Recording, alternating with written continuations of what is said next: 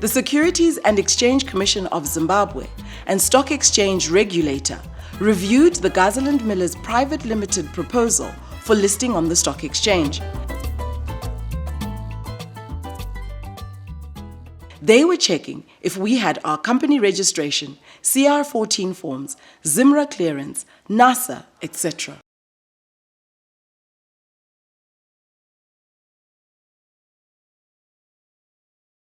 After a thorough examination, Gazaland Millers Private Limited was accepted to be listed on the stock exchange as Gazaland Millers Public Listed Company. What a moment to remember!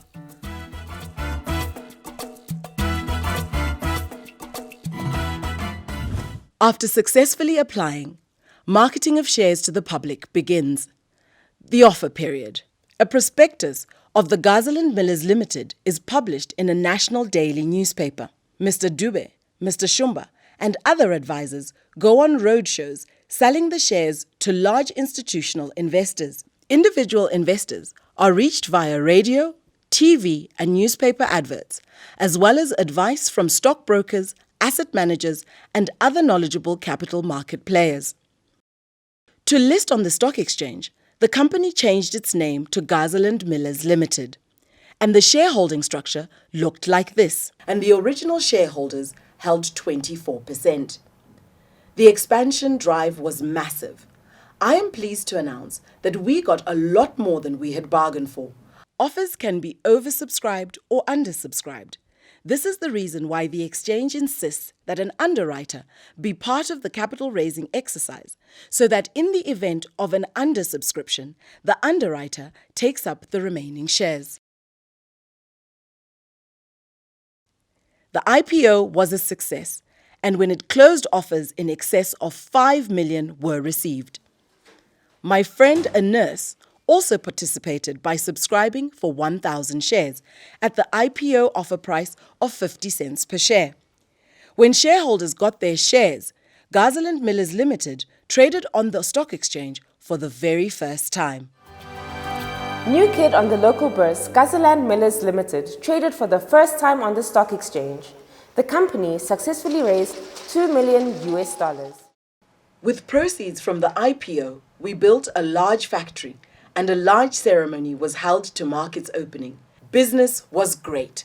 Sales increased, so did profits, and shareholders received a dividend after the second year of operation. We made sure we met demand on a nationwide scale.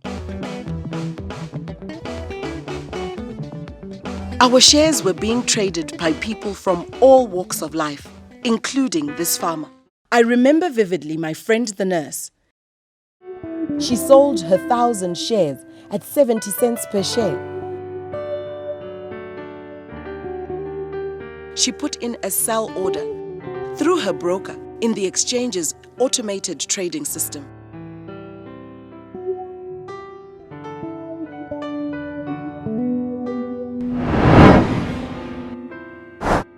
Meanwhile, the farmer became a shareholder when he bought Gazaland Millers Limited shares via C-Trade.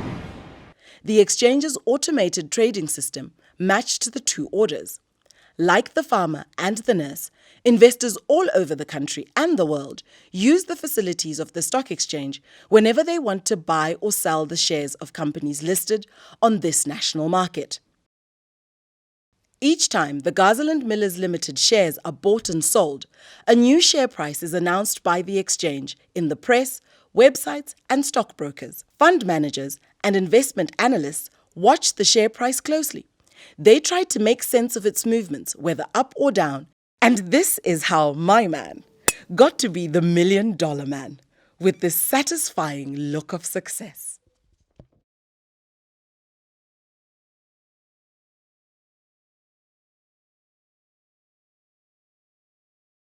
Yesterday's savings financed the miraculous growth of our once famed industries and contributed to a vibrant economy that gave Zimbabweans a more enjoyable life.